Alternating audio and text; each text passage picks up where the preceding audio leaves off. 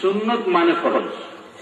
যদি ওয়াজিব তোমরা বলতে চাও না, ফরজ বলতে চাও না, সুন্নত মানে ফরজ। সুন্নত কাকে বলে?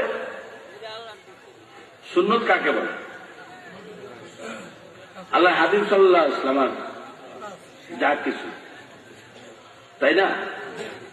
তো এই যা কিছু এটা পালন করা কি সুন্নত? হ্যাঁ, সুন্নত।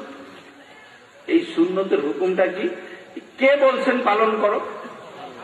আল্লাহ বলছেন। তাহলে আল্লাহর হুকুম কি? ফরজ।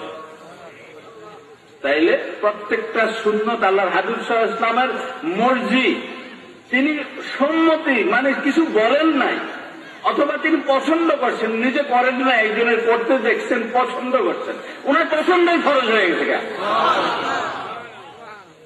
ওনার আল্লাহর বন্ধুর পছন্দ, আল্লাহ